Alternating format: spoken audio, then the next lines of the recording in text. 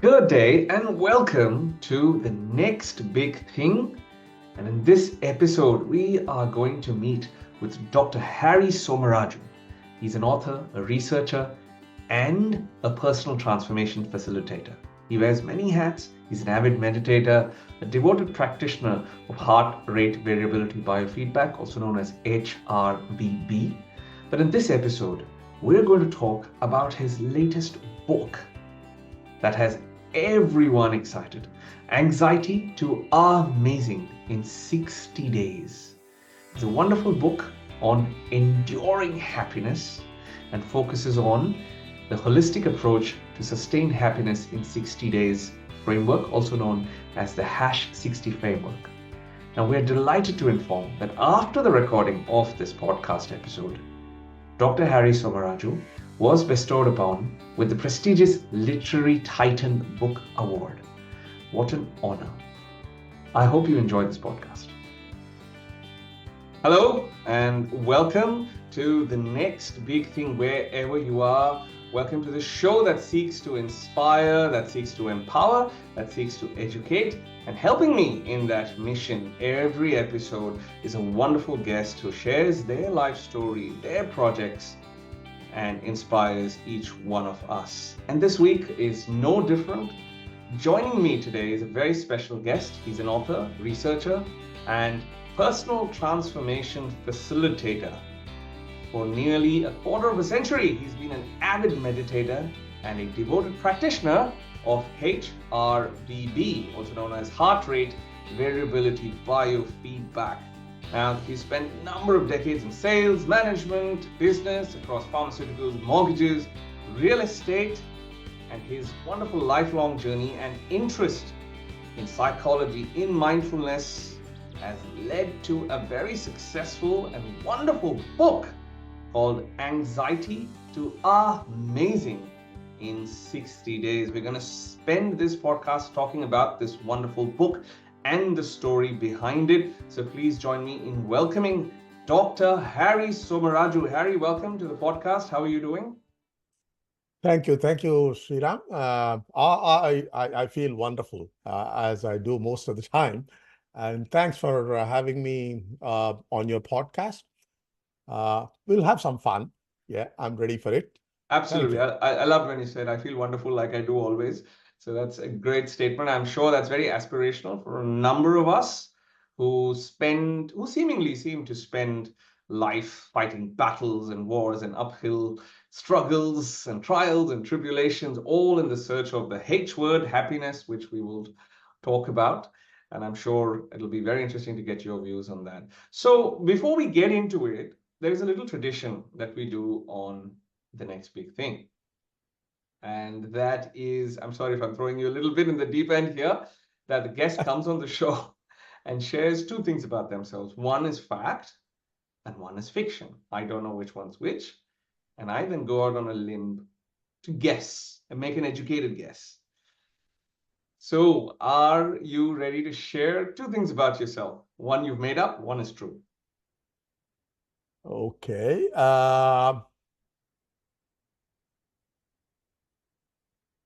I'm always happy. Okay. One statement. And the other one is,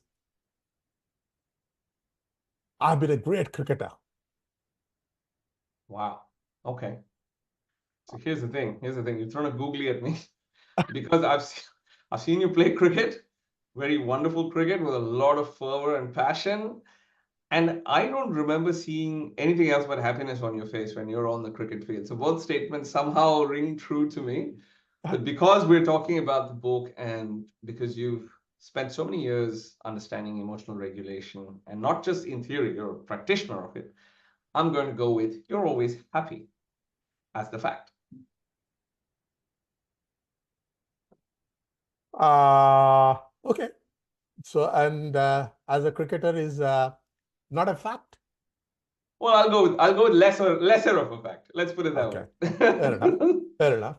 I'm not always happy. Right. As I introduced, Right. I said when we started the podcast, Right. I'm happy most of the time. If I claim that I am happy all the time, I would be lying. Like every other human being, and you have alluded to a number of us fighting our own battles, trials, tribulations. I have had my share of those, and I do have some of those even now. But where I think I have progressed is I know how to manage them. If I'm not unhappy, I would know why I'm unhappy pretty quickly, and I know what I should work on, which is what all which are the things that I have described in the book. And the primary thing about that is not go chasing happiness. The more you chase, the farther it'll go away. It'll go away. Like a mirage. And as I've explained in the book, what I have found over a period of time is you can't chase happiness. You can never ever catch it. But instead, what you could do is create circumstances for happiness to nicely land in your life and your heart and your body, like a butterfly or even a helicopter. Imagine a helicopter landing on a helipad. So you prepare the helipad, and that's what I have realized. So I really don't work on making myself happy, but I work on creating circumstances that will allow happiness to come and land by itself. And make a wonderful landing. Yes, fantastic. The helicopter analogy is very interesting because if I remember correctly, if I know correctly, helipads often have a H in a circle. I think that H is for helicopter, but I think the H could be for happiness. Oh, wow. That's fantastic, Sriram. I've never thought about it. Well, you're the one who planted the seed, so yes. Yeah, and you have made it germinate. I planted the seed, but you made it germinate. I'll use this at some stage. Helipad is happiness. Oh, yeah, good, great. Great work. No, but also look, many congratulations on this book. We are going to talk about this book, and I can't wait to discuss this book. I am yet to read it. That is my disclaimer, but it has opened to rave reviews, and you're talking about areas of great interest to me. So I am very fascinated with this. But help us get behind the scenes. 𝗪𝗫𝗐 amazing in 60 days. What led you to even write this book? It's a long story in the sense, but I don't want to go into all the long story. But I'll just pick up the statement you made. Like all of us have gone through and keep going through difficult circumstances. Some are very intense issues, and some are daily hassles that all of us have. So I have been trying to find a way that would help me navigate these with cheer, happiness, and ease, and things like that. And one of the things that I gravitated to, like millions of others in this world, take up meditation. Meditation seems to be, but meditation comes from ancient wisdom, and so I wanted to find some kind of a scientific evidence for that. See whether all that is said about and claimed about mindfulness, how far can it be supported by scientific evidence. So I was studying psychology as a hobby, then I got into it, made a big pivot after years and years in business, and started doing my academia, but I went into PhD. I investigated mindfulness. And some of the claims were supported, some were refuted. But along the way, I picked up other modalities that are equally good at fostering peace, inner peace, enduring peace. And one of them was heart rate variability biofeedback. Yeah, sure, yes. Later, if there is a chance to explain how they both or a course. synergistic combination, I will do Mm, that.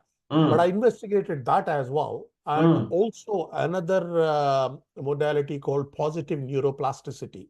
mm, mm. All these as a part of my PhD. Right, right. Uh, so once I and university found it in its power and discretion to award me a PhD for investigating it. And I got my PhD. But then I was faced with two paths, whether to keep investigating it scientifically Mm, or take it to people.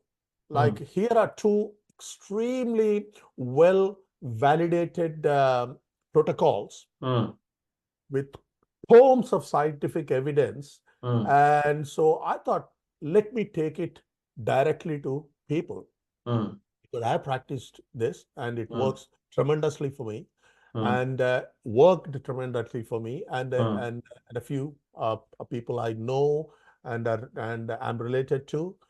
So I said, okay, let me take it directly to the people. So I said, okay, let me write a book that, unlike my scientific papers, we just sit in a sit in a library mm, and mm, academic mm, people who are in academia kind of mm, read them, but not mm, lay people.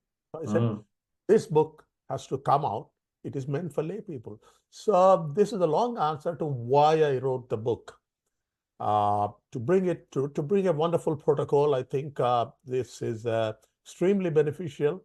So I put it all in the book, and so I wrote it over a year and a half, Wow. and it's there now, floating around for anybody to buy it or download it and read it. I'm sure, everyone who reads it will benefit in many ways. So thank you for putting it out there and not just, just storing all that knowledge. As you said, many people go down the scientific academic path and somehow, like even my wife, she's done a PhD, and I look at the PhD thesis and I feel like in some way we could do more to make that work reach more people. So thank you for writing a book in order to do that. You mentioned lay people as well, that you did this to sort of communicate with lay people. So in a way that we can understand in simple words, what exactly is mindfulness according to Dr. Harry Somaraju, and how does the book approach or tackle mindfulness? Yeah, let me define mindfulness. Mindfulness, as most people know, has originated in Buddhism. At least the Western scientific world believes that it originated in Buddhism, but it has been there Mm, ages before Buddha arrived mm, in the ancient Hindu scriptures, mm, and different forms of that exist in Sufism, mm, Christianity, everywhere. mm, Mindfulness in lay language is mm, just paying attention to mm, whatever is happening in the mm, moment, mm, inside and outside us. That's mm, a simple mm. definition. Yeah.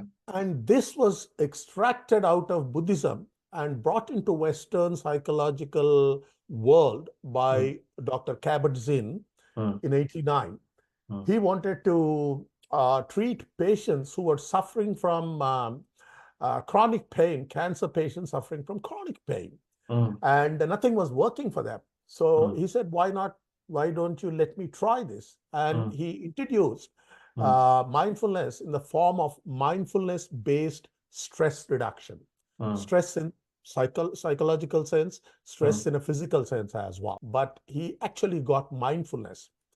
But since then, it has taken a life of its own. It's gone away, and people have taken it out of context. And its mindfulness is now there in a 5-minute app to lifelong practice. So at some stage, I'll have to try and demystify. Part of it I have done in sure, my book, sure. but then that's a kind of a cognitive approach. Mm, So you're basically mm, training your mind to mm, stay in the present moment mm, and also look at the thoughts and mm, emotions that are arising mm, and see them as something that arises and goes away, mm, impermanent. mm, And also some of them are irrational. So mm, you mindfulness helps you to do that. So it's by doing that, you're calming yourself. So that's in scientific words or even lay words, it's a top-down approach. You're working with your mind to calm your emotions and your body. But then heart rate variability, which I got exposed to, is a bottom-up approach, because heart, you ask anyone, where do you feel this intense emotion? Immediately people put it on their heart. And where do you feel love? My heart. Yeah. Most of the emotions, at least people believe that they reside in the heart area. Heart space. Yes. Although emotions are still mediated by our brain, but that's what people feel. And it's so heart rate variability works with the heart. Instead of working with the brain, it works with the heart. So there is a physiological way you can also work towards the same goal of achieving peace and calm, but you're working from your heart. And it's extremely well validated. But the main thing is it has got a biofeedback attached to it. So you can actually see what your inner state is. When you practice it, you can see how your inner state is improving minute by minute, literally minute by minute, and day by day and year by year. So I kind of intuited, so why not combine both a top-down approach and a bottom-up approach? There should be synergy. You're working with something a little abstract, which is our thoughts, but you're working with heart and your breathing and all that, as many know. Pranayama has been there for ages. So many people know about the fantastic benefits regulated breathing gives you, and that's the basis of heart rate variability biofeedback as well, apart from a couple of other things. So you can, that's a physiological way in which you approach the issue of cultivating happiness, but more importantly, calming your autonomic nervous system. That's very important. That's where all the emotions come from, or distress comes from. Happiness also comes from there. But so combining these two, I thought was synergistic, and that is what I put in the book. But there is one more element missing from this. You do everything fantastic. You sit on the cushion for half an hour, feel great. You have no problem. But you go out, and the busyness of your life kicks you in the gut and says, guys, a lot of issues facing you. Come into this. And life strikes. All the flight or fight, and all the peace and calm that you have achieved goes away. So there has to be something that will allow you to integrate it into your own life, day-to-day life, because that's where the transformation takes place. No point in feeling great. It's good to feel at least half an hour calm. But then you want the rest of the life to be calm. So that's where positive neuroplasticity comes in. Right. How to kind of integrate, etch that happiness into your neural architecture. Wow. And there are simple methods by which you can achieve that.